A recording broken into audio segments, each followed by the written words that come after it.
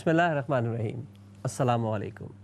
بزم سخن میں سہیل زرار خلش کا آداب قبول کیجیے.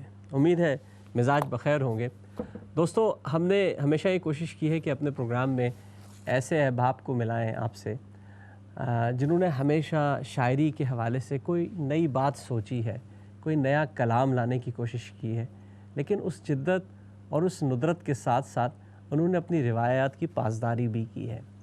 میرے جو آج کے مہمان ہیں، جیسا کہ آپ لوگ دیکھ بھی رہے ہوں گے، ہم نے کل سے ان کے بارے میں چیزیں بھی لگائی ہوئی تھیں کہ وہ ان کا مزاج تو شاعرانہ ہے. شروع دن سے وہ شاعری ہی کرتے ہیں، شاعری ان کے اندر رچی بسی ہے، لیکن مختلف حیثیتوں میں مختلف کام بھی انہوں نے زندگی میں کیے ہیں. ان کی کیا ترجیحات رہی ہیں یہ تو ہم انہی سے پوچھیں گے. لیکن ہم نے جو شعروں کے حساب سے ترتیب دیا تو ہم نے دیکھا کہ جو پہلا ہمیں پسند آیا اور ہم نے جو ترتیب جوڑی، یقیناً جو ہمارے مہمان ہیں وہ اپنی ترتیب اپنے حساب سے جوڑیں گے کہ جب اس کی زندگی میں کوئی اور آ گیا تب میں بھی گاؤں چھوڑ کے لاہور آ گیا. یہ یہاں سے اگر ہم ابتدا کریں اور پھر بات نکلتی ہے اور دور تلک جاتی ہے کہ تم بھی ہو بیتے وقت کے مانند ہو بہو، تم نے بھی یاد آنا ہے، آنا تو ہے نہیں. سچویشن یہاں تک بھی پہنچی. پھر ہم دیکھتے ہیں کہ اس ہمارے دوست کی زندگی میں یوسفی نے بڑا کردار ادا کیا. کیا کردار ادا کیا، کیسے یہ تبدیلیاں آئیں اشعار میں. ہم نے ان کے ہاں صوفیزم بہت دیکھا، بہت زیادہ صوفیانہ کلام کی نوعیت ہمیں نظر آئی. پھر مزاح کا جو عنصر ہے تحریروں میں، نثر میں نظر آیا. تو یہ بہت ساری چیزیں جمع ہو گئیں. تو میں پچھلے دنوں ان سے بات کر رہا تھا، انہوں نے ایک ٹاپک پہ ڈسکشن کیا، بہمل گوئی پہ یا صنعت اعمال پہ، اور وہ اس قدر مزاح اس کے اندر تھا کہ بہت سے لوگوں کے تو شاید سر پہ سے گزر گیا، وہ شاید اس کو نہیں سمجھ پائے، لیکن مجھے بہت لطف آیا ان سے اس گفتگو میں. تو میرے آج کے مہمان آپ ان سے پہلے بھی مل چکے ہیں میرے اسی پروگرام میں. ہم نے آج کا ٹاپک بھی رکھا ہے شاعری، یوسفی، افسری اور اداسی، اور میرے مہمان ہیں محترم رحمان فارز بھائی. السلام علیکم. وعلیکم السلام سہیل بھائی، بہت بہت شکریہ. رحمان بھائی کیسے ہیں آپ؟ ٹھیک ہیں؟ اچھا تعارف کرواتے ہیں. بہت بہت شکریہ آپ کا اور اسلام ٹی وی کا بھی. جی، پچھلے دفعہ جب آپ آئے تھے تو یہاں آپ سے بالمشافہ ملاقات ہوئی تھی، بڑی اچھی محفل ہوئی تھی یہاں، اور بڑے یہاں لوگوں نے انجوائے کیا تھا اس محفل کو. لیکن چلیے، ہم نے کہا کہ اب ان حالات میں بھی اگر کوئی بات ہو سکے تو آپ سے ملاقات کی جائے. تو رحمان بھائی، آج ہم نے کچھ اصل میں سوچا کہ ہلکے پھلکے انداز میں، کیونکہ ہم دونوں کا محبوب جو ہے وہ یوسفی ہے اور ہم دونوں کا جو بہرحال ایک تعلق ہے وہ شاعری ہے، تو باتیں تو سب پہ ہوں گی، لیکن ہم سوچتے ہیں کہ بات کہاں سے شروع کی جائے. تو کیوں نہ شروع سے شروع کی جائے کہ ایک نوجوان جو کتابوں میں گھرا ہوا ہے بچپن سے، جس کے ارد گرد صرف کتابیں تھیں، اس کے پہلے دوست بھی شاید کتابیں تھیں، اور والدین ظاہر ہے کیونکہ علم و ادب سے تعلق تھا تو کتابوں سے جڑنا اس کا ضروری تھا. پھر وہ کتابوں سے جڑتا اس نے ہواؤں میں اڑنے کا سوچا، فضائیہ میں چلا گیا. تو یہ تھوڑا سا بچپن اور ان چیزوں کو ذرا ریلیٹ کریں، تھوڑا سا جوڑیں ان چیزوں کو. جی بالکل. میں نے جب آپ کا پوسٹر دیکھا تو مجھے یقین جانی اس قدر خوشی ہوئی کہ آپ نے ایک جملے کے اندر تمام تر درست ترجیحات کے ساتھ میرے وہ تمام سٹیپس اور درجے سمو دیے ایک سطر کے اندر کہ جو میرے تخلیقی جوہر کے آئینہ دار تھے اور میرے کریٹو سفر کے مکمل عکس ان میں نظر آتا تھا. شاعری سے سٹارٹ ہو کے یوسفی سے ہوتے ہوئے، پھر افسری سے ہوتے ہوئے، فضائیہ سے ہوتے ہوئے، اور آخر میں جیسے نثر تک. تو اگر مختصر لفظوں میں بیان کرنا چاہوں کہ کیسے یہ سلسلہ شروع ہوا، تو شاید یہی کہہ سکتا ہوں سہیل بھائی کہ کریٹو جوہر جو ہے، وہ عنصر جو ہے کریٹیوٹی کا، تخلیقی مادہ وہ شاعر کے اندر شاید فطری طور پر ودیت ہوتا ہے اس کو، اور وقت اور مطالعہ، مشاہدہ اور تجربہ اس کو صرف اور صرف نکھار سکتا ہے. لیکن شاعر پیدا ہوتا ہے. آئی تھنک میرا اور نظریہ شعری یہ ہے کہ شاعر کے اندر there is this element of poetic sensibility جو کہ شاعر کے ساتھ لے کر آتا ہے. تو بچپن میں جیسا آپ نے ذکر کیا کہ ماحول ایسا ملا، اس میں والدین کی ترجیحات بھی شامل تھیں کہ کتابوں میں گھرے ہوئے تھے ہم لوگ. تو میں نے اپنا مطالعے کا سفر جو ہے وہ کلاسک سے انورٹڈ شروع کیا. I started reading from the classic literature and then I moved on to the contemporaries. تو شاعری کی بات ہو، نثر کی بات ہو، انٹرنیشنل لٹریچر پڑھنے کو ملا، وہ میری بہت خوش قسمتی ہے کہ مجھے ایک ڈائیورسفائڈ اپروچ ملکوں ملکوں گھومنے سے بھی اللہ نے I've been to 27 countries. آپ کی ماشاء میزبانی کا اللہ. شرف بھی آپ کے بھی ہم مہمان رہ چکے ہیں، وہ مجھے اعزاز حاصل ہے اور اس قدر جی محبت سے مجھے یاد ہے اسلام ٹیلی ویژن پر اچھا یہاں پر مجھے ایک برسبیل تذکرہ ایک پڑھی اس سے پہلے کہ میں بھول جاؤں. جی. کل ہی میں مفتی عبد الوہاب صاحب کا ہاں. ایک بہت حیرت انگیز سفر نامہ دیکھ رہا تھا، دیوار گریا. یوٹیوب پہ میں نے دیکھا، ملینز آف ویوز تھے اس کے، اور جی جس قدر شستگی، شائستگی اور شگفتگی کے ساتھ انہوں نے دیوار گریا کا ہاں. اور بیت المقدس کا اور یروشلم کا لائیو سفر ہمیں دکھایا اور ہمیں لے کر چلے، تو میرے ذہن میں خیال آیا کہ میں سب سے پہلے اسلام ٹیلی ویژن پر لائیو جانے کے بعد ایک گزارش یہ کروں گا کہ آپ کو یہ سفر نامہ پرنٹ میں بھی لانا چاہیے.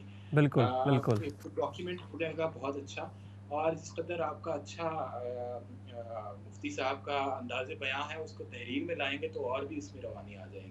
میں نے انشاءاللہ تو اس پہ بھی میری کام کریں گے انشاءاللہ ہم لوگ. جی بہت بہت داد. اچھا بیک ٹو جو آپ کا سوال تھا، جی تو یہ ہوتے ہوتے اس طرح یوسفی کے ساتھ تعلق جو تھا وہ بچپن میں اس طرح بنا کہ میں سعودی عربیہ میں ہوا کرتا تھا، اور اداسی کی بہت سی دوپہریں اور خاموشی کی بہت سی شامیں اور ایک گھمبیر کیفیت کی بہت زیادہ راتیں یوسفی کے ساتھ گزری. چراغ تلے سے سفر شروع ہوا، خاکم بدہن سے ہوتا ہوا، آبگم سے ہوتا ہوا، زرگزشت سے ہوتا ہوا اب ان کی شام شعر 11 تک آ پہنچا. اور آج کل کے دور میں تو ان کے یوسفی صاحب کے ریسائٹلز بہت زیادہ موجود ہیں، جی بہت زیادہ لیکن ہیں. آپ تو خود یوسفی کے عاشق ہیں تو آپ بھی اس بات کو سمجھ سکتے ہیں کہ جس کو یوسفی کی لت پڑ جائے، with all due respect to all the other humorists, میں بہت محبت کرتا ہوں خانم محمد خان سے، ضمیر جعفری سے، شفیق الرحمان سے، ابن انشا سے، پطرس بخاری سے، لیکن مجھے یہ لگتا ہے کہ جس کو یوسفی کی لت پڑ جائے پھر اس کو کچھ اور، یوسفی کا کانٹا جو ہے وہ پانی نہیں مانگتا اور سوتے میں بھی مسکراتا ہے. سر عہد یوسفی چل رہا ہے نا، وہ عہد یوسفی ختم نہیں ہوگا، وہ تو میرا خیال ہے کافی عرصے تک چلے گا اور انشاءاللہ چلنا بھی چاہیے. اس پہ میں آپ کو بڑا مزے کا، جو میری ان سے آخری ملاقات تھی تو اس پہ میں نے ایک مضمون بھی لکھا تھا، میں اور بہت ہماری معروف شاعرہ ہیں ڈاکٹر عمرین نصیب عنبر. جی تو ہم لوگ یوسفی صاحب سے ملنے ان کے گھر گئے ڈیفینس کراچی میں، تو جب ہم اٹھنے لگے تو عمرین نے یہی جملہ یوسفی صاحب سے کہا کہ یوسفی صاحب ہم اردو مذاق کے عہد یوسفی میں زندہ ہیں. تو یوسفی کہنے لگے کہ بھائی جو یہ کہتا ہے کہ وہ اردو مذاق کے عہد یوسفی میں زندہ ہے وہ یقیناً خود کو زلیخا سمجھتا ہے. واہ، یوسفی صاحب کا یہی کمال تھا. ہم یوسفی صاحب پر بھی بات کر رہے ہیں، ان کی بہت سی چیزوں پہ جو میں نے لکھی رکھی ہے آپ سے ڈسکس کرنا ہے اس پہ. میں تھوڑا سا پھر پیچھے کی طرف لے کے جا رہا تھا کہ فضائیہ ظاہر دل سے ایک آپ کی میں نے کلام کا نمونہ بھی دیکھے ہیں، جو پاکستان سے، پاکستان کی قوم سے، عوام سے، فوج سے جو محبت ہے وہ بھی ہم نے دیکھی ہے، اور ظاہر ایک جذبے اور کاز سے محبت ہے، اس کے لیے ہم سب اپنی جانیں بھی دیتے ہیں، سب قربان ہیں. تو فضائیہ میں جانے کا خیال کیوں کر آیا، اور مطلب کیسے آپ نے سوچا کہ مجھے ایئر فورس جوائن کرنی چاہیے؟ اس کی اصل کہانی تو یہ ہے کہ میں جب انجینئرنگ کا شوق تھا شروع سے، تو university of engineering and technology Lahore میں، یو ای ٹی لاہور میں میرا سول انجینئرنگ میں ایڈمیشن ہوا.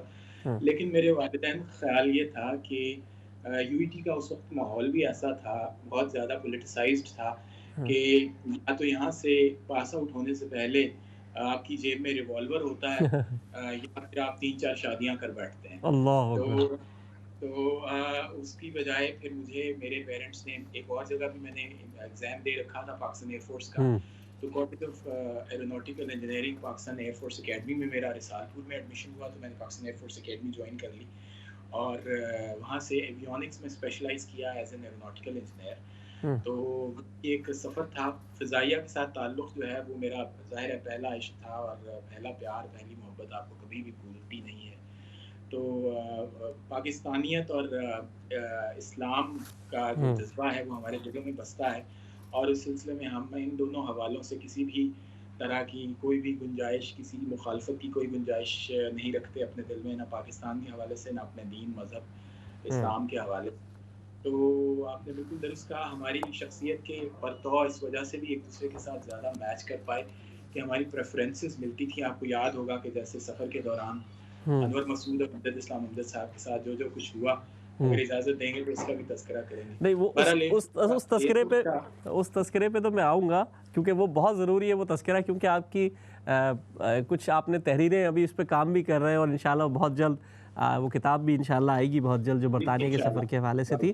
اچھا، میں دیکھ یہ رہا تھا کہ ظاہر ہے ایک عنصر تھا شاعری کا بچپن سے، بہت اچھا کلام اور منفرد آپ کا انداز تھا، لیکن کہیں نہ کہیں کوئی نہ کوئی رہبر اور رہنما تو ہر فیلڈ میں چاہیے ہوتا ہے.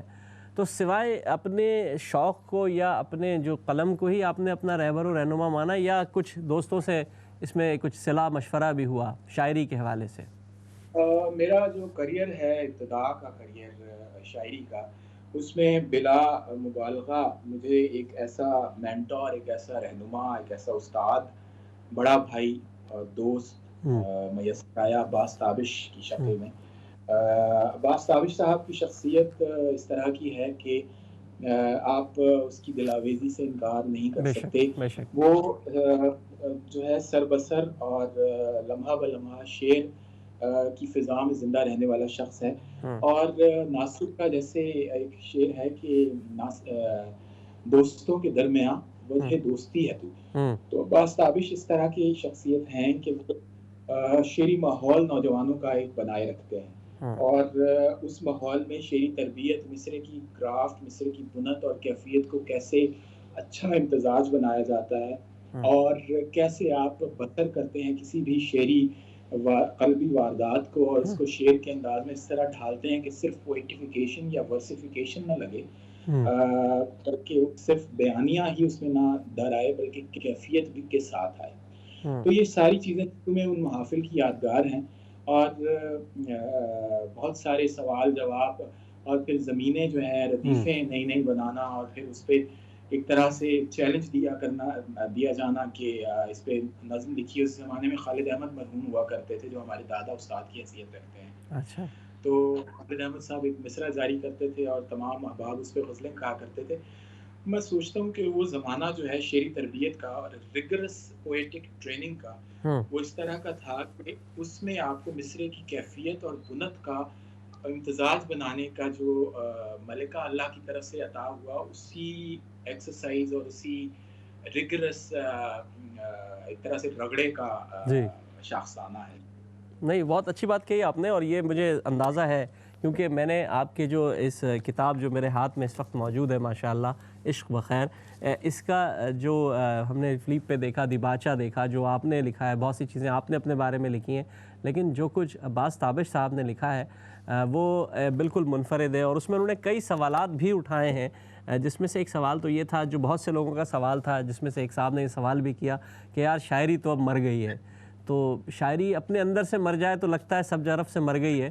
تو کیا ایسا ہی ہے کہ آپ کو بھی ایسا لگتا ہے کہ جب تک اندر کا انسان زندہ ہے، اندر کی شاعری زندہ ہے، شاعری زندہ رہے گی؟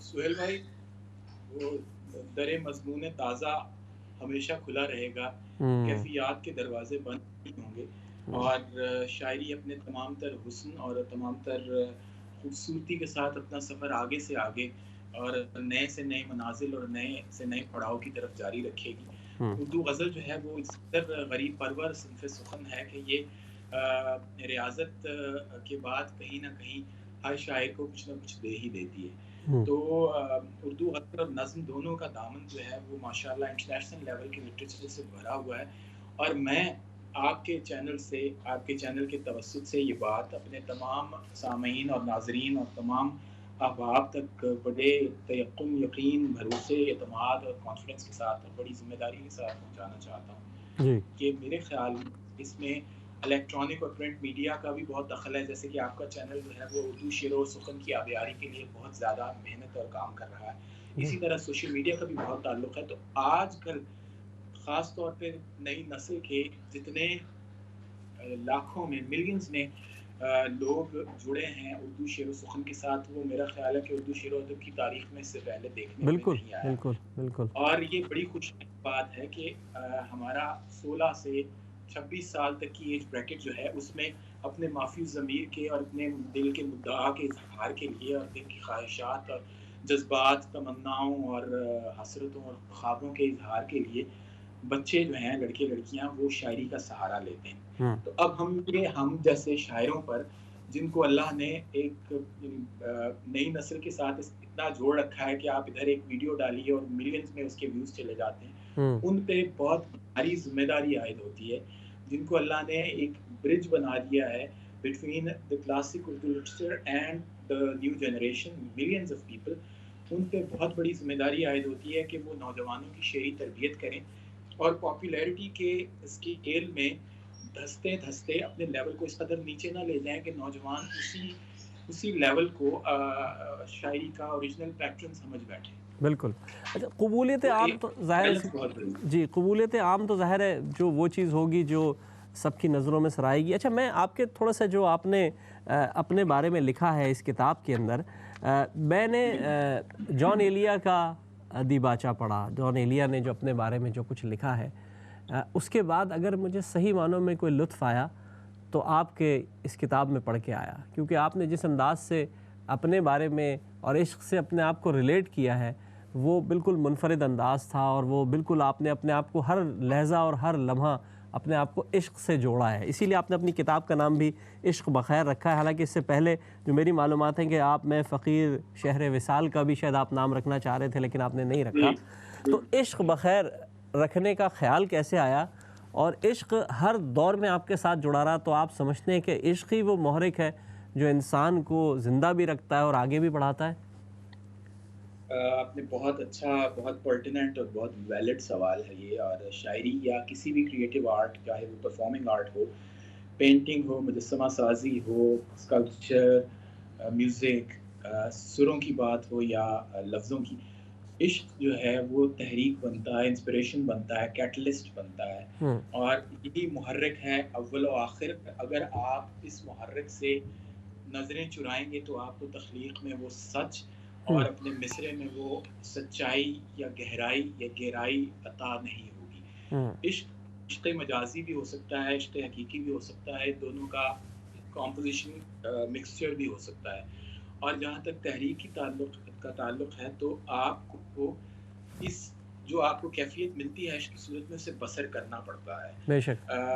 عشق بخیر کا جو نام ہے اس کو میں آپ کو تھوڑا بیک گراؤنڈ بتانا چاہوں گا کہ یہ میری ایک غزل ہے، اس کی ردیف تھی جس کو میں نے کتاب کے نام کے طور پہ لیا، اور اللہ کا لاکھ لاکھ شکر ہے الحمدللہ کہ صبح بخیر اور شام بخیر کی طرح پر یہ نام اس قدر پاپولر ہوا کہ اسی وزن میں بہت سے ہماری نئی جنریشن کے بچوں نے ایک دوسرے کو گریٹنگز میں عشق بخیر کہنا شروع کر دیا۔ عموماً مجھ سے سوال بھی کیا جاتا ہے کہ عشق اور خیر دو بڑی اپوزٹ چیزیں ہیں، دو متضاد چیزیں ہیں، تو کیا عشق اور خیر کو جمع کر کے عشق بخیر بنا دینا کھلا تضاد نہیں ہے؟ تو میں یہ کہتا ہوں کہ بالکل ٹھیک بات ہے، جہاں عشق ہو وہاں خیر کی توقع کم ہوتی ہے، لیکن یہ ایک دعا ہے، یہی دعا ہے، وہ مطلب ہے کہ یہی دعا ہے، یہی ہے سلام عشق بخیر، یہی دعا ہے، یہی ہے سلام عشق بخیر، میرے سبھی رفقائے کرام عشق بخیر۔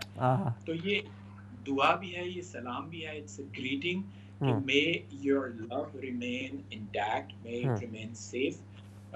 میاں محمد بخش کا مصرع ہے کہ جان سلامت، پنجابی کا مصرع ہے کہ جان سلامت ہر کوئی مانگتا، عشق سلامت کوئی، یعنی اپنی جان کی سلامتی تو ہر کوئی مانگتا ہے، لیکن اپنے عشق کی سلامتی بہت چیدہ اور چنیدہ لوگ، چنے ہوئے لوگ ہی مانگتے ہیں۔ تو اس نام پیچھے یہ واہ، بہت اچھی بات کہی آپ نے۔ اچھا، میں تھوڑا سا آپ کے محبوب کی طرف چلتا ہوں، یوسفی صاحب کی طرف۔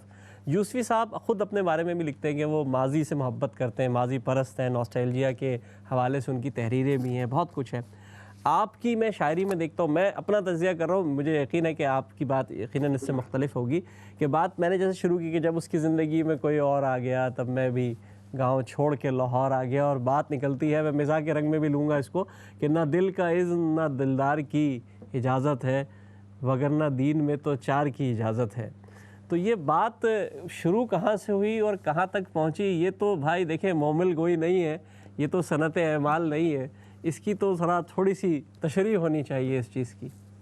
بھائی اس کی اگر آپ مجھ سے اب اسلام ٹیلی ویژن چینل پہ بیٹھ کے جس کے بھرپور گنجائش اور توقع اور امید آپ عوامی رائے دے دیں نا، عوامی رائے دے دیں. اس کی نہیں، میں یہ کہہ رہا ہوں کہ اس کی ریکارڈنگ کی بھرپور توقع ہے کہ ہماری بیگم بھی دیکھیں گی. تو چار کی اجازت ہے کے حوالے سے یہ اسلام کا پہلا اور سب سے پسندیدہ ترین اصول ہے مردوں کے حوالے سے، کہ اور کچھ نہ ہو لیکن شریعت کا یہ اصول جو ہے انہیں بہت اچھا لگتا ہے کہ وگرنہ دین میں تو 4 کی اجازت ہے. تو اچھا، اگر ہو سکے تو یہ 2-3 شعر اگر اس کے یاد ہیں، سامنے ہیں، تو ذرا یہ 2-3 شعر ہمارے ناظرین تک پہنچ جائے. جی میں آپ کو سنا دیتا ہوں. اس کے 2 شعر مجھے یاد ہیں، وہ آپ کو سنا دیتا ہوں کہ نہ دل کا اذن نہ دلدار کی اجازت ہے، واہ. ورنہ نہ دل کا اذن نہ دلدار کی اجازت ہے، مگر نہ دین میں تو 4 کی اجازت ہے. واہ. اور ہمارے شہر میں ہے منع عشق کا اظہار، واہ. ہمارے شہر میں ہے منع عشق کا اظہار، یہ اور بات کہ اشعار کی اجازت ہے. کیا بات ہے، واہ واہ واہ، کیا کہنے. اب آپ اس سے اگر آپ definitely being a Yousufi lover, آپ کو یہ جملہ یوسفی کا یاد آ گیا ہوگا کہ بہت سارے ایسے موضوعات، بہت سی ایسی باتیں جن کو ہم شعر میں کہہ دیتے ہیں تو 5 سے 10 ہزار کا مجمع اچھل کر داد دیتا ہے. اگر وہی بات نثر میں کہہ دی جائے تو پولیس تو دور کی بات ہے، پہلے گھر والے سب کاٹ دیں گے. بالکل بالکل.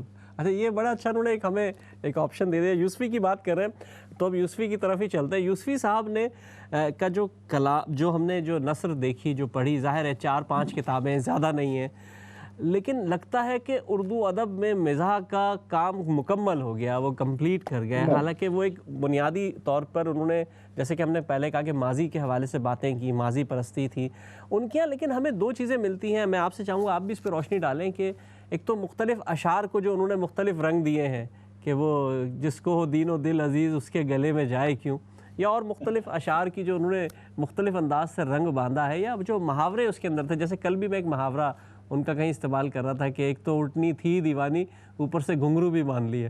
تو یہ مختلف محاورے کیے. تو آپ نے یوسفی سے آپ کی ملاقات ہوئی، آپ نے بہت اچھا ان کے اوپر تبصرہ لکھا، آپ کی ان کے ساتھ یاد بھی تھی، آپ ظاہر ان کے ساتھ ملاقات بھی آپ کی ہوئی. تو آپ کیسا دیکھتے ہیں یوسفی کے اس مزاح کے حوالے سے، جو کام میں نے کہا کہ مکمل ہو گیا ہے، یا ایسا لگتا ہے کہ مزاح کو ہم بار بار ان کے اندر سے ہم نکالتے رہیں گے، کچھ نہ کچھ کشید کرتے رہیں گے؟ میرا خیال ہے کہ جو ہے وہ یہ بہت اچھا جملہ ہے آپ کا، مزاح کی معراج پر انہوں نے اردو ادب کو پہنچا دیا، اور طنز مزاح کا کلائمیکس ایک پینیکل انہوں نے اچیو کیا اپنی کوالٹی آف سینسبلٹی کے حوالے سے. اس میں ان کے مطالعے اور مشاہدے کی بہت، اور ایک پیشنس کا بہت رول تھا. یوسف صاحب کہا کرتے تھے کہ میں اپنی تازہ تحریر لکھ کر گھڑے میں ڈال کے زمین میں دبا دیا کرتا ہوں، 6 ماہ سال بھر میں نکال کے دوبارہ دیکھتا ہوں کہ میرے سوخت نہیں ہے کہ کوئی دم ہے ان میں. تو ہمارے ہاں جیسے کریٹیوٹی میں آج کل بے صبری کا ایلیمنٹ ہے کہ کاٹا اور لے دوڑی، ادھر غزل آپ میں مکمل ہوتی ہے اور ادھر فیس بک پہ اسٹیٹس جڑ دیا جاتا ہے. تو یہ والی چیز جو ہے یہ یوسفی میں بالکل نہیں تھی. اور شہرت سے بھاگنے والے، مجمع سے دور، مردم بیزاد نہیں تھے لیکن مجمع سے بھاگنے والے، وہ اپنے کام کو، ان کے نزدیک کام بولنا چاہیے، اور کام ہی آپ کا سب سے بڑا پروف ہونا چاہیے، اور کام دکھایا اپنا.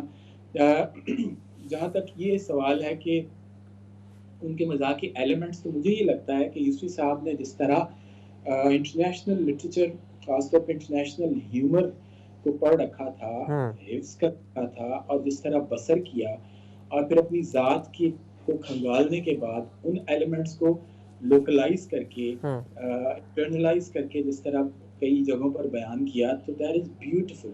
یعنی میں یہ سمجھتا ہوں کہ یوسفی کی کسی بھی کتاب کو آپ عالمی ادب کے عالمی معیار پر رکھ کر پرکھیں تو وہ آپ کو اسی ٹاپ 5 کے اندر ملے گی. بہت اچھی بات کہی آپ نے. اچھا رحمان بھائی، آپ نے ابھی گفتگو کے دوران ایک بات کہی کہ وہ لکھو اور لے بھاگنے والی سچویشن، کہ بھائی لکھو، اور جیسے یوسفی صاحب تو پال میں لگا دیا کرتے تھے اور دیکھتے تھے کہ سوختنی ہے بھی کہ نہیں والی بات. لیکن آج کل کا شاعر کیا کرے؟ اب اس وقت تو ایک جنگ چل رہی ہے فیس بک پہ، واٹس ایپ پہ، سوشل میڈیا پہ. اگر آپ اپنے اشعار نہ لگائیں، اب باتیں نہ کریں، تو کہیں بات اس کا کوئی بات کہیں دب نہ جائے اور کہیں بات اس کا نظریات ہی بالکل معدوم نہ ہو جائے. خیر اس بات پر تو ہم آپ سے بریک کے بعد اس پر بات کریں گے. یہ ہمارا سوال ابھی بھی ویلڈ ہے, ہم آ کے کریں گے. ایک چھوٹے سے بریک پہ جا رہے ہیں. بریک کے بعد ہمارے ساتھ اور رحمان فارس کے ساتھ رہیے گا. السلام علیکم ورحمۃ اللہ وبرکاتہ.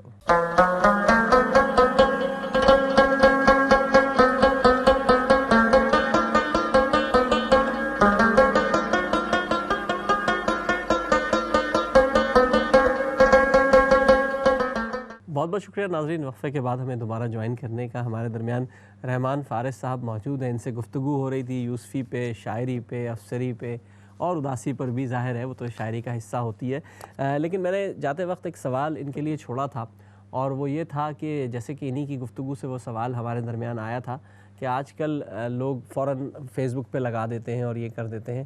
تو شاعر رحمان بھائی کیا کرے؟ اگر وہ شاعر یہ نہ کرے تو ایک مقابلے کی فضا ہے, ہر وقت ایک جنگ جاری ہے, اشعار کی بحث ہے اور ہر روز ایک مشاعرہ ہو رہا ہے. اب تو آن لائن مشاعروں کی بہار آئی ہوئی ہے. تو کیا کرے؟ شاعر کی ذمہ داری کیا ہے, وہ کیا کرے اب؟ اس سلسلے میں اس کا سوال کا بہت امپورٹنٹ سوال ہے, خاص طور پہ ان لوگوں کے لیے جو کہ ہمارے ینگ بچے ہیں, جو کہ اس شاعری کی چکا چوند سے متاثر ہو کر اور شعر کی دنیا میں آئے ہیں. جی تو یہ ان کے لیے بڑا امپورٹنٹ بات یہ سمجھ لینا ہے کہ شاعری, افتخار عارف صاحب کا جملہ ہے کہ شاعری جو ہے وہ اسپرنٹ نہیں ہے, 100 میٹرز کی اسپرنٹ نہیں ہے, it's a marathon race which will go on for very very long time, اور بہت زیادہ لمبے عرصے کے لیے آپ کو اپنا اسٹیمنا اس کو بھی بچا کے رکھنا ہے, اس کے مطابق آپ کو دوڑنا ہے. مقابلے کی فضا جو ہے, میں یہ سمجھتا ہوں کہ میرا مقابلہ اپنے آپ سے ہے. میری اگلی غزل جو ہے, میری گزشتہ غزل سے کوالٹی میں, تاثیر میں, کیفیت میں, کرافٹ میں, مصرع کی بنت کے حوالے سے بہت بہتر نہ ہوئی تو میں اپنے آپ سے ہاروں گا, اور میں اپنے آپ نہیں ہارنا چاہتا. مقابلہ کسی کے ساتھ نہیں ہے. جو شعر بھی ہیں رزق کی صورت ہیں, اور جو اللہ نے آپ کے تقدیر میں, مقدر قسمت نصیب میں جتنا شعر لکھ دیے ہیں اور انہیں جتنے لوگوں تک پہنچنا لکھ دیا ہے, وہ ہم سے کوئی نہیں چھین سکتا. اور الحمدللہ میں اللہ کا جتنا بھی لاکھ کروڑوں دفعہ شکر ادا کروں وہ کم ہے کہ مجھے ملینز آف لوگوں تک رسائی حاصل ہوئی ہے پرنٹ, الیکٹرانک, سوشل میڈیا کے تھرو, عالمی لیول پر الحمدللہ. اس کے حوالے سے لوگوں کو یہ لگتا ہے کہ شاید یہ آج اس مقام پہ اللہ نے انہیں شعری سنگھاسن پہ بٹھایا ہے, یہ اوور نائٹ پہنچ گئے. تو بچے جو ہیں وہ سوشل میڈیا پہ اسی طرح کوشش کرتے ہیں کہ وہ کوئی شارٹ کٹ ہو. میں یہ عرض کرنا چاہتا ہوں کہ شاعری کیا کسی بھی فیلڈ آف لائف میں کامیابی کے لیے محنت کے علاوہ کوئی شارٹ کٹ نہیں ہے. تو صبر سے کام لیجیے. اچھا, یہ جو بے صبری کا ایلیمنٹ ہے کہ فوراً فیس بک پر لگا دی تازہ غزل, اس میں جو 2 نقصانات ہوتے ہیں. بڑا نقصان یہ ہے کہ آپ مطالعہ کرنے کا وقت ہی نہیں اپنے آپ کو دیتے. آپ کو چونکہ روزانہ ایک غزل پوسٹ کرنا ہے, تو اس لیے آپ کے پاس وہ وقت نہیں ہے کہ آپ جج کر سکیں کلاسکس میں یا کنٹمپریریز میں شعری نظریات کیا چل رہے ہیں, کیا چل رہے تھے, اور آپ اس سے کہاں تک میٹ کر رہے ہیں. اس سے کتابیں جو تربیت کرتی ہیں, اس تربیت سے, اس تعلیم سے آپ محروم رہ جاتے ہیں. تو اور دوسری بات پھر ڈیفینیٹلی یہ ہے کہ کچا پن جو ہے اور عامیانہ پن اور سطحیت در آتی ہے آپ کے مصروں میں بھی اور آپ کی کیفیت میں بھی. اور وہ چربا سازی ایک ایسی شروع ہوتی ہے کہ اگر آپ غزل سے نام ہٹا دیں تو وہ سب عصر حاضر کی جو بہت ساری غزلیں ہیں وہ لگتا ہے کہ ایک ہی شاعر کی ٹکسال سے نکلے ہوئے سکے ہیں جن کے دونوں رخ ایک ہی. تو پھر وہ جواب دے دیا جاتا ہے نا, سرقے میں توارد ہو گیا ہوگا, یہ جواب تو آ جاتا ہے یوسفی کا. اچھا, ہم بات کر رہے تھے رحمان بھائی, کیونکہ ہمیں کلام بھی آپ سے سننا ہے. صرف آخری ایک سوال میں اور لوں گا, اس کے بعد اگر بیچ میں ضرورت ہوئی تو کچھ کریں گے. آپ برطانیہ آئے, ہم انور مسعود, امجد سلام امجد, آپ, عمران پرتاپ گڑھی, تابانی بھائی, میں, سعید بھائی, ہم نے انجوائے کیا 8-10 دن. بہت کچھ ہوا اس دوران, بہت کچھ بیان کرا جا سکتا ہے, بہت کچھ نہیں کیا جا سکتا. آپ کا کیا ایکسپیرینس رہا تھا؟ میں آپ کو اگر سچی بات بتاؤں تو I have been invited to 27 countries and that trip was one of the best trips that I've ever had. 11 دن میں نے جو سفر نامہ ان 11 دنوں پہ تقریباً مکمل ہے, انشاءاللہ جلدی پبلش ہوگا.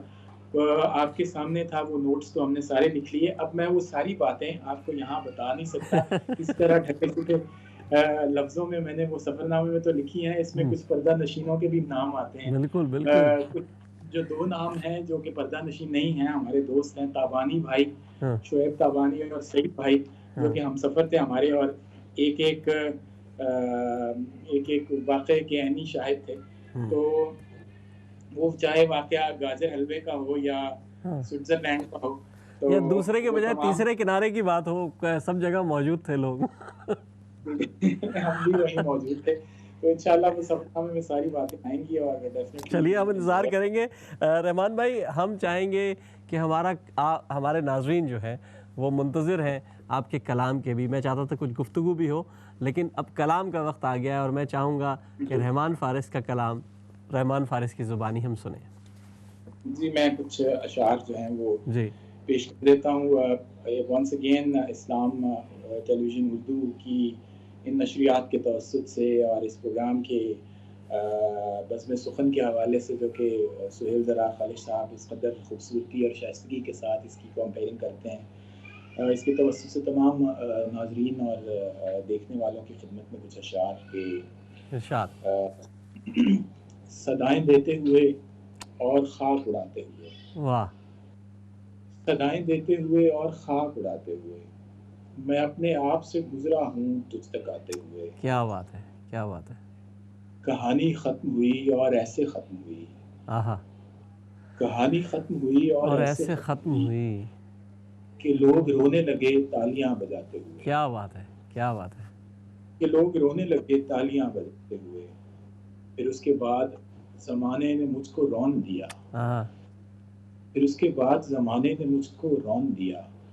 میں گر پڑا تھا کسی اور کو اٹھاتے ہوئے. کیا بات ہے، کیا بات ہے. میں گر پڑا تھا، بہت شکریہ، کسی اور کو اٹھاتے ہوئے. اور پھر اس کے بعد عطا ہو گئی مجھے تاثیر. واہ. پھر اس کے بعد عطا ہو گئی مجھے تاثیر.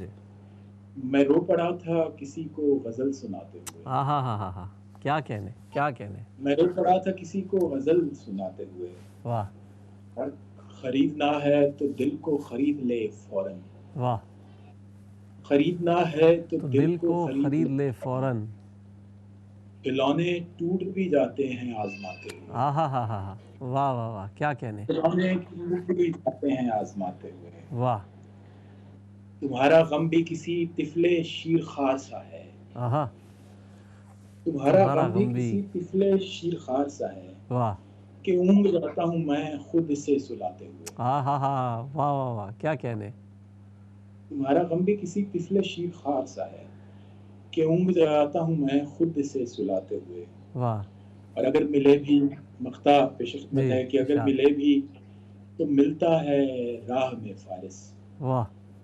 اگر ملے بھی تو ملتا ہے راہ میں فارس. کہیں سے آتے ہوئے یا کہیں کو جاتے ہوئے. کیا کہنے، کیا کہنے. واہ واہ. کہیں آتے ہوئے یا کہیں کو جاتے ہوئے. واہ. ایک غزل آپ کو آپ کی یہ جو آپ نے جو اس کا ایک شعر سنایا جو آپ کی اس کتاب میں بھی یہاں ہمارے پاس موجود ہے کہ کہانی ختم ہوئی اور ایسے ختم ہوئی کہ لوگ رونے لگے تالیاں بجاتے ہوئے. اس اشعار کی دھوم میں نے مختلف مقتدر سیاسی، مذہبی، سماجی اور ہر حلقے میں سنا ہے. یہ شعر ہر شخص نے اپنے اپنے حساب سے اس کو لیا. یہاں فیضان عارف سے میری بات ہو رہی تھی، انہوں نے مجھ سے کہا کہ رحمان کا یہ شعر اتنا بڑا ہے کہ یہ ہر چیز پر چھا جاتا ہے. یہ شعر مختلف معنوں کے حوالے سے. بہرحال بہت بہت مبارک ہو آپ کو. جی شاد. آپ یقین کیجئے سہیل بھائی کہ یہ شعر کہانی ختم ہوئی. سچن تندولکر نے، ہمارا چونکہ کرکٹ سے بہت تعلق ہے، تو سچن تندولکر نے اپنی ریٹائرمنٹ پہ ٹویٹ کیا. اور اس شعر میں عجیب سی ایک بات ہے، پچھلے دنوں کچھ ہمارے ہمسایہ ملک کے پے در پہ کچھ شخصیات کا فلم انڈسٹری سے انتقال ہوا.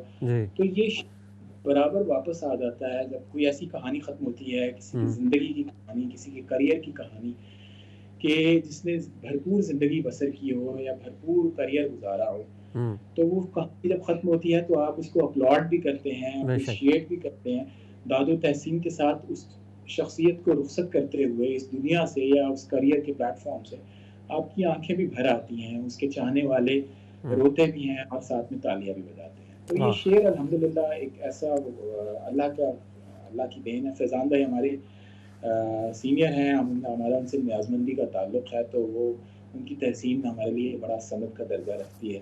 کیا بات ہے تو جی. اب کچھ اور کلام ایک ہم جی میں ایک غزل کی اور شعر سنانا چاہوں گا جی کہ ارشاد. چھوٹی بہن کی یہ غزل ہے کہ یہ جو مجھ پر نکھار ہے سائیں. ہاں ہاں یہ میری پسندیدہ غزل ہے.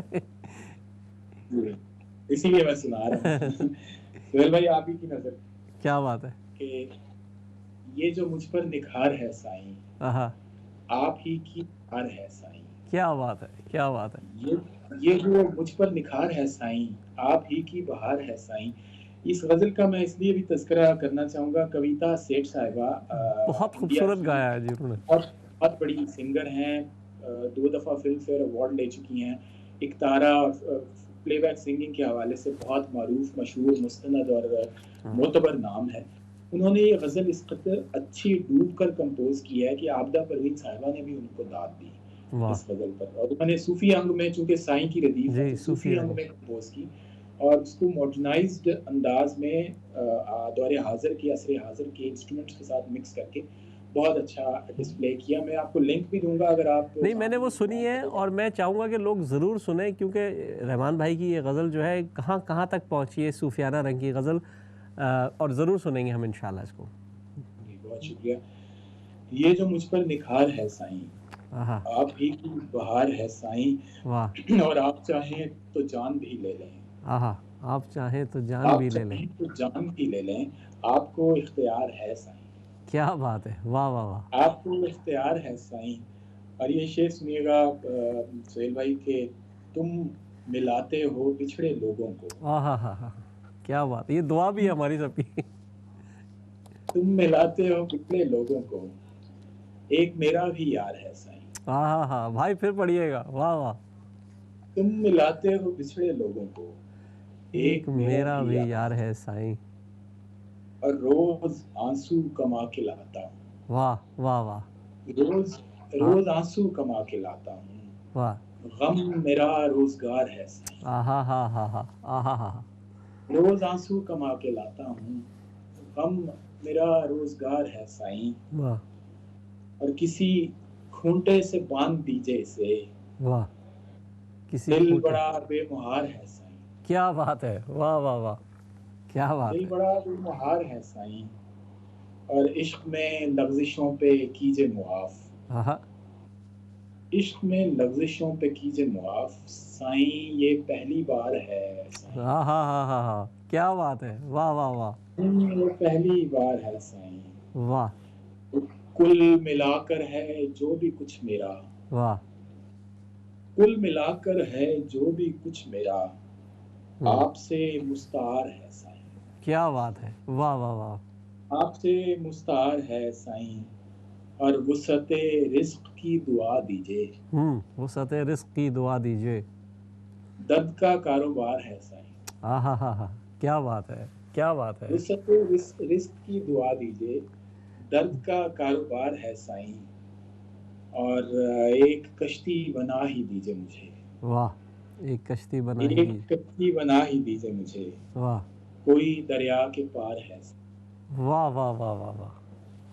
کیا بات ہے, کیا بات کوئی ہے. دریا کے پار ہے سائیں, یہ جو مجھ پر نکھار ہے سائیں, واہ واہ. آپ ہی کی بہار ہے سائیں. اس صوفیانہ بہت بہت رنگ جو ماشاءاللہ آپ کے ہاں ہمیں شاعری میں نظر آ رہا ہے, اور ہم اس کو دیکھ رہے ہیں مختلف انداز سے, ظاہر ہے آپ موضوعاتی شاعری بھی آپ کی ہمیں نظر آئی, اور واقعات کے حوالے سے بھی, واقعاتی شاعری بھی ہم نے حالات سے بھی دیکھی. آپ کی میں نے کئی نظمیں دیکھی, مختلف الیکشن پہ بھی آئی اور مختلف حالات پہ بھی آئی.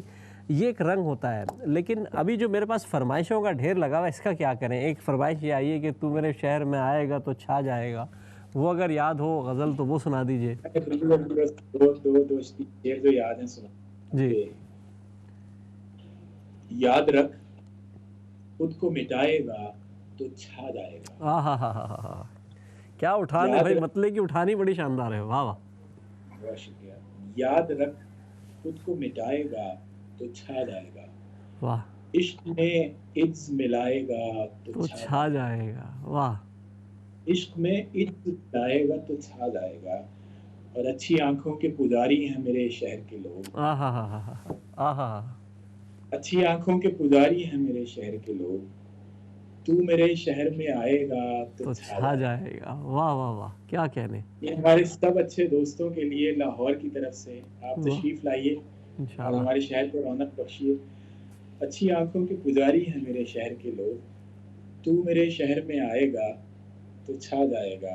واہ، ہم قیامت بھی اٹھائیں گے تو ہوگا نہیں کچھ، آہا آہا، ہم قیامت بھی اٹھائیں گے تو ہوگا ہوگا نہیں نہیں کچھ، کچھ، تو فقط آنکھ اٹھائے گا تو تو چھا، چھا جائے گا، کیا بات ہے، کیا بات ہے، تو فقط آنکھ اٹھائے گا تو چھا جائے گا۔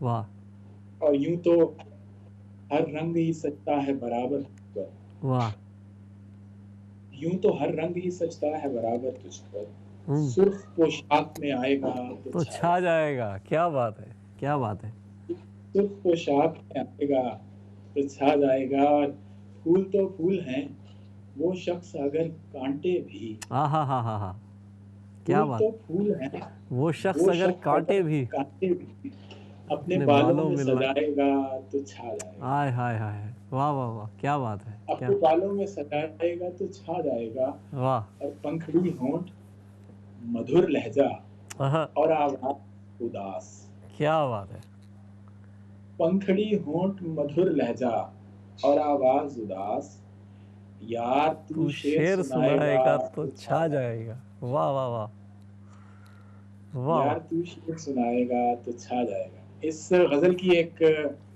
خاص بات یہ ہے کہ ہمارے آپ کو یاد ہے، کم از کم میرا تو لڑکپن کا دور تھا جب علی حیدر ہوا کرتے تھے، اللہ ابھی بھی ہیں، اللہ انہیں لمبی جی زندگی جی عطا جی کرے، جی اچھے سنگر، قرار اور پرانی جی، جینز اور سندیسا ان بالکل، کے گانے شروع ہاں، ہوئے تھے۔ تو پرانی جینز اور گٹار، تو ہوں، وہ میری کچھ غزلیں امریکہ میں وہ آج کل ہوتے ہیں، ہوں، کچھ غزلیں ان کی نظر سے گزری اور انہیں اچھی لگی تو انہوں نے انہیں کمپوز کیا، تو اس میں سے ایک غزل یہ بھی ہے چھا جائے گا، یہ جس کا وہ گائے بہت جلد ریلیز ہوگی، انشاءاللہ آپ کو پیش کی جائے گی۔ اچھا، میں ڈیفینیٹلی یہ جو اس قسم کی، کیونکہ میں نے دیکھا کہ آپ کے یہاں ورائٹی کلام کے اندر بہت ہے، ظاہر ہے آپ کی، اگر میں دوستوں سے گزارش کروں گا کہ جن تک عشق بخیر نہیں پہنچی ہے وہ عشق بخیر کے لیے ضرور اس کو ڈھونڈیں، تلاش کریں، اور نہ ملے تو مجھ سے بھی رابطہ کیجیے گا، میں آپ کی اس میں مدد کر سکوں، کیونکہ اس میں ہمارے یہاں دوستوں کو بہت زیادہ فرق محسوس نہیں ہوتا، لیکن آپ نے یہاں بائفرگیٹ کر دیا، الگ الگ کر دیے، سیکشن وائز کر دیا آپ نے مختلف چیزوں کا۔ تو اب جب آپ یہ غزل جامعہ پنجاب میں یا کراچی یونیورسٹی میں یا فیصل آباد علی یونیورسٹی میں سناتے ہوں گے تو کیا رنگ ہوتا ہوگا، میں تو یہ سوچتا ہوں۔ بس سہیل بھائی کچھ نہ پوچھیے، وہ چھت اڑنے کا ماحول ہوتا ہے۔ کنیڈ کالج میں ایک بار وہ عشق ٹوٹا تو استخارہ کیا، ہاں ہاں اور پھر عشق ہی دوبارہ کیا، ہاں، تو یہ عشق ہی دوبارہ کیا کہ اس پر اچھا طوفان برپا ہوا داد کا، ہاں، اور وہ بعد میں مجھ سے جو ہے سامعین نے یا ناظرین نے، بچے تھے ظاہر ہے، جی کالج یونیورسٹی جی، کے بچے ہوتے ہیں، جان نہیں چھوڑی کہ جی آپ بتائیے کہ دوبارہ کیا تو اسی سے کیا کہ کسی اور سے۔ تو یہ دیکھیں، اب یہ تو بڑی غلط بات ہے، عشق تو عشق ہے، جی۔ اچھا، تو بات چیت چل رہی، اب اگر آپ نے یہ مصرع اور یہ شعر سنا دیا، عشق ٹوٹا تو استخارہ کیا اور پھر عشق ہی دوبارہ کیا، اگر یہ غزل بھی یاد ہے تو ضرور ہمارے ناظرین تک پہنچنی چاہیے۔ کہ میں بالکل پیش کرتا ہوں۔ عشق ٹوٹا تو استخارہ کیا، ہاں، اور پھر عشق ہی دوبارہ کیا، اور میں تو محفل سے اٹھنے والا تھا، ہاں ہاں، میں تو محفل سے اٹھنے والا تھا، پھر کسی آنکھ نے اشارہ کیا، واہ، کیا پھر بات ہے، کسی آنکھ نے اشارہ کیا، یہ شعر سنتے ہی مجھے ملٹن کینز یاد آ جاتا ہے، پتہ نہیں کیوں۔ جی، پھر کسی آنکھ نے اشارہ کیا، اور گھر بنا کر بھی، پھر عشق ٹوٹا تو استخارہ کیا، اور پھر عشق ہی دوبارہ کیا، ہوں، اور میں تو محفل سے اٹھنے والا تھا، پھر کسی آنکھ نے اشارہ کیا۔ اور اس کا ایک شعر ہے کہ تم سے فارس بڑی امیدیں تھیں، ہاں ہاں، تم سے فارس بڑی امیدیں تھیں، تم نے کچھ بھی نہیں ہمارا کیا، ہاں ہاں ہاں ہاں ہاں، واہ واہ واہ، کیا کہنے، تم کیا، سے فارس بڑی امیدیں تھیں، تم نے کچھ بھی نہیں ہمارا کیا۔ واہ واہ۔ رحمان بھائی آپ سے گفتگو کا سلسلہ تو جاری ہے، ہم باتیں کر رہے ہیں، لیکن میں چاہوں گا کہ کلام کا جو سلسلہ ہے یہ چلتا رہے۔ آپ کی ایک اور بہت خوبصورت غزل تھی جس کا یہاں شعر بھی لکھا ہے کہ آپ کی آنکھیں اگر شعر سنانے لگ جائیں، ہم جو غزلیں لیے پھرتے ہیں ٹھکانے لگ جائیں۔ یہ ایک بڑے منفرد انداز میں اور سادگی اس کے اندر، جو مجھے آپ کے کلام میں جو چاہتا ہوں میرے ناظرین تک بات پہنچے وہ یہ پہنچے کہ سادگی اور سلاست جس شعر میں ہوتی ہے وہ شعر عوام تک پہنچتا ہے، وہ عوامی جو ہے نا قبولیت کی جو ہے نا وہ سب سے زیادہ وہی پاتا ہے۔ تو میں چاہوں گا یہ شعر ضرور پہنچیں گے۔ بالکل، یہ بہت آپ نے اچھی بات کی ہے۔ سادگی، سلاست اور تصنع کے بغیر، زیادہ کاریگری دکھائے بغیر، اچھا ایک بڑی مزے کی آپ کو بات بتاؤں، شعری نظریہ یہ ہے میرا ذاتی طور پر کہ اگر آپ کو شعر پر کام کرنا بھی پڑے اس کی کرافٹ کے حوالے سے، کیفیت اور تاثیر تو اللہ ہی عطا کرنے والا ہے۔ میرے نزدیک شعر دعا، رضا اور عطا کا معاملہ ہے کہ آپ دعا کرتے ہیں اللہ سے، اللہ کی رضا آپ کو حاصل ہوتی ہے اور شعر آپ کو عطا کر دیا جاتا ہے۔ تو دعا، رضا اور عطا کا معاملہ ہے، تو یہ تو تاثیر کی بات ہے۔ لیکن شعر میں ریاضت، محنت اور اس کی بنت اور نوک پلک سنوارنے کے حوالے سے جو ایک مسلسل کام ہے، اس حوالے سے آپ کو اس طرح کی بے ساختگی شعر میں لانی پڑے گی کہ وہ خود ساختہ بے ساختگی ہو، کہ اگر آپ کہ وہ ساختہ بھی ہو تو وہ لگے کہ جیسے بے ساختہ ہے۔ واہ واہ، وہ یہ والا ایلیمنٹ آپ کو بھرپور ریاضت اور اپنے شعر کے ساتھ گتھمت کر ایک ہو جانے میں اور یکجان دو قالب ہو جانے کی حد تک اپنے شعر کو بسر کرنے کے بعد نصیب ہوتا ہے۔ تو بالکل شعر آپ کو جی، غزل آپ میں نے اسی لیے وضاحت اس لیے کی لوگوں تک تاکہ ہمارے نئے لکھنے والے اور بہت سے ایسے لوگ جو مشکل الفاظ کا استعمال ضروری سمجھتے ہیں اشعار میں، ان کے لیے یہ غزلیں جو ہیں یہ بہت بڑا تحفہ ہے۔ جی رحمان بھائی۔ جی، وہ شعر ہے کہ آپ کی آنکھیں اگر شعر سنانے لگ جائیں، آپ کی آنکھیں اگر شعر سنانے لگ جائیں، ہم جو غزلیں لیے پھرتے ہیں ٹھکانے لگ جائیں۔ واہ واہ واہ، ہم جو غزلیں لیے پھرتے ہیں ٹھکانے لگ جائیں، واہ، اور ہم اگر روز بھی ایک یاد بھلانے لگ جائیں، واہ، ہم اگر روز بھی ایک یاد بھلانے لگ جائیں، تیری یادوں کو بھلانے میں زمانے لگ جائیں۔ ہاں، کیا بات ہے، کیا بات ہے، واہ، تیری یادوں کو بھلانے میں زمانے لگ جائیں، واہ، اور ہم تہی ظرف نہیں ہیں کہ محبت کر کے، ہم تہی ظرف نہیں ہیں کہ محبت کر کے کسی احسان کے مانند جتانے لگ جائیں۔ کیا بات ہے، ہم تہی ظرف نہیں ہیں کہ محبت کر کے کسی احسان کے مانند جتانے لگ جائیں۔ اور آخری شعر ہے اس غزل کا کہ سست اتنا ہوں کہ بن تیر چلائے چاہوں، واہ، سست اتنا ہوں کہ بن کہ تیر تیر چلائے چاہوں، کہ میرے تیر پہ خود آ کے نشانے لگ جائیں۔ کیا بات ہے، کیا بات ہے، کیا کہنے، کہ میرے تیر پہ خود آ کے نشانے لگ جائیں۔ واہ، اچھا، اس میں اس زمین میں عموماً ہوتا ہی ہے کہ شعراء جس زمین میں غزل کہہ چکتے ہیں اس زمین میں کسی اور کی غزل کو مانتے نہیں ہیں۔ میں ہمیشہ اپنے اساتذہ، اپنے سینئرز، میرا خیال ہے کہ ادب پہلا قرینہ ہے محبت کے بالکل قرینہ میں۔ بالکل بالکل۔ اس میں ایک فراز کا شعر مجھے بہت پسند ہے کہ ساقیہ مسجد و مکتب تو نہیں میں خانہ، ساقیہ مسجد و مکتب تو نہیں میں خانہ، دیکھنا پھر بھی غلط لوگ نہ آنے لگ جائیں۔ واہ واہ واہ، کیا کہنے، بہت خوب، بہت خوب، دیکھنا پھر بھی غلط لوگ نہ آنے لگ جائیں۔ بہت زبردست رحمان بھائی، آپ نے بہت اچھا کلام بھی پیش کیا۔ آپ سے گفتگو کر کے ہمیشہ لطف آتا ہے، بہت اچھی ہمیشہ بات ہوتی ہے آپ سے۔ بالکل آخر میں ہمارے پاس صرف تقریباً 1 منٹ ہے، کیا پیغام دیں گے آپ اس وقت ان حالات میں پوری دنیا کے لوگوں کے لیے اور خاص کر برطانیہ کے شہریوں کے لیے؟ جی، اس وقت ہو یہ چکا ہے کہ تمام دنیا ایک ایسے جزیرے کی صورت اختیار کر چکی ہے جہاں ہر کسی کو ایک دوسرے کا سہارا بننا ہے اس جان لیوا وبا اور اس موذی مرض کے خلاف جنگ میں، اور اس اذیت ناک احساس کے خلاف کہ ہمارے پیارے، ہمارے جان سے عزیز لوگ ادھر ادھر ایک ایک کر کے بچھڑتے چلے جا رہے ہیں اور چراغ جو ہیں وہ سلسلہ وار بجھتے چلے جا رہے ہیں۔ جی، تو ایک عالمی شہری کی حیثیت سے میں محبت کا، صحت کا، خیریت کا اور عافیت کا پیغام تمام احباب دوستوں کے لیے دینا چاہوں گا بلا